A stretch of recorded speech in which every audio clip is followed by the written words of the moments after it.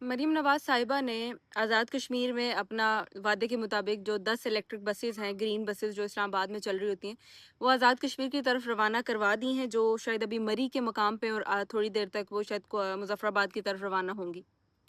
لیکن جب یہ خبر میں نے دیکھی تو مجھے بہت دکھ ہوا کہ صرف ووٹس کی خاطر آپ عوام کو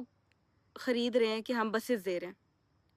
میرا خیال ہے ان بسز کا صرف 10% کشمیری جو ہے ان کو فائدہ ہوگا، جو میرے ایک اوپینین کے مطابق یا میری ایک آبزرویشن کے مطابق، کیونکہ اتنے زیادہ کشمیری جو ہیں وہ بیکورڈ ایریاز میں رہتے ہیں، پہاڑوں کے اوپر رہتے ہیں، وہاں پہ روڈز بھی نہیں ہیں،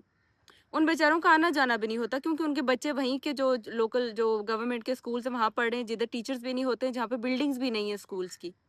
اور بہت سے بچے بیچارے پڑھتے بھی نہیں ہیں، کیونکہ ان کو پتہ ہے کہ یہاں پہ نہ اسکول ہے، نہ ان کو پتہ ہے کہ تعلیم کی اہمیت کیا ہے، نہ ان بیچاروں کو بتائی جاتی ہے۔ وہ بچے بیچارے گھر میں ہی اپنے لکڑیاں لینے چلے جائیں گے، گھاس کاٹنے چلے جائیں گے، مویشیوں کو گھمانے پھرانے لے جائیں گے،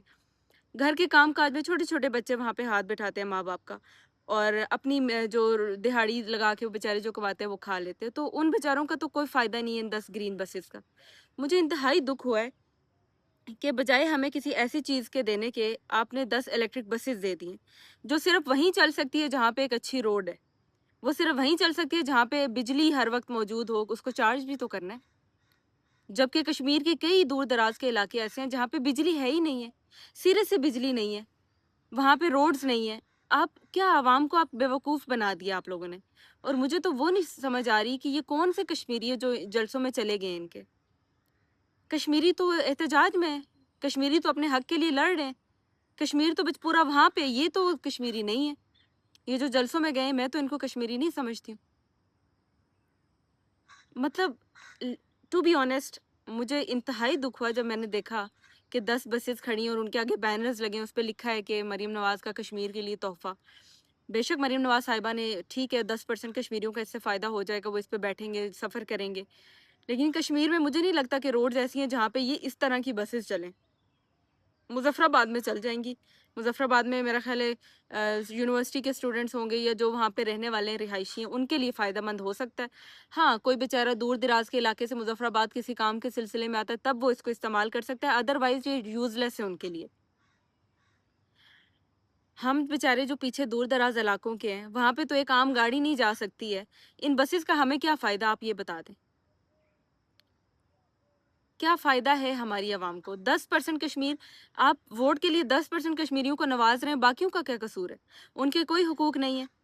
آپ ان 10 بسز کی جگہ جو دور دراز کے علاقے ہیں جہاں پہ ابھی تک بجلی نہیں ہے، روڈ نہیں ہے، وہاں پہ سکولز نہیں ہیں، وہاں پہ ہسپتال نہیں ہے، کوئی چھوٹی سی آپ ڈسپینسری دے دیں، آپ کوئی چھوٹی ٹیچرز الاٹ کر دیں، وہاں پہ کوئی چھوٹی روڈ بنوا دیں، کوئی پل بنوا دیں۔ سب سے بڑی چیز جو اس ٹائم ضرورت ہے اس موسم میں، کہ وہاں پہ بارشوں کے بعد نالوں کی وجہ سے لوگ ادھر والے ادھر نہیں جا سکتے، وہ والے ادھر نہیں آ سکتے، اور بےچارے پھنس کے رہ جاتے ہیں، مفلوج ہو جاتی ہے زندگی۔ یہ کر دیتی ہیں آپ، وہ کشمیری اور ان کے لیے بہتر رہتا، وہ ایک لمبے عرصے کے لیے ان کے لیے ایک مسئلہ حل ہو جاتا۔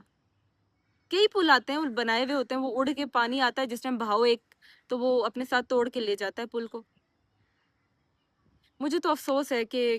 کیا ہماری کشمیری عوام کیا بس اس لیے رہ گئے ہیں کہ ان کو 10 بسوں کے اوپر لالچ دے کے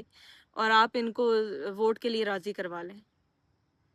کشمیری سارے اس ٹائم راولا کوٹ، پونچھ اور جو آس پاس کے ایریاز ہیں وہاں پہ احتجاج کر رہے ہیں، وہ اصلی کشمیری ہیں جو حق کے لیے کھڑے ہوئے ہیں، گرمی سردی بارش ہر موسم میں وہاں پہ بیٹھے ہوئے ہیں۔ اور وہ لوگ ابھی جو میں نے ریسنٹلی ایک ویڈیو پبلش کی، جو میں ہمارے پڑوسی انکل ہیں انہوں نے اس کے اوپر بات کی ہجیرہ کی، تو دیکھیں مجھے بالکل نہیں آئیڈیا کہ ہجیرہ میں وہاں پہ ہجیرہ کے اندر آس پاس کوئی ایریاز جہاں پہ موبائل سروس ہوتی ہے نہیں ہوتی ہے۔ میرے علاقے میں موبائل سم نہیں چلتی ہے، کوئی Ufone, Jazz whatever جو بھی ہے وہ نہیں چلتی، وہاں پہ صرف پی ٹی سی ایل چلتا ہے، اور وہ بھی بارش ہو جاتی ہے تو P T C L service بھی ہمارے ہاں سے معطل ہو جاتی ہے، ہم کانٹیکٹ نہیں کر سکتے ہیں۔ اگر پی ٹی سی ایل چل بھی رہا ہے تو اس کی تاریں آپس میں اتنی اٹیچڈ ہوتی ہیں کہ میں اس والے گھر کی بات سن لوں گی، کوئی دوسرے علاقے میں بیٹھا ہے وہ میری باتیں سن رہا ہے، کوئی پرائیویسی نام کی چیز نہیں ہے،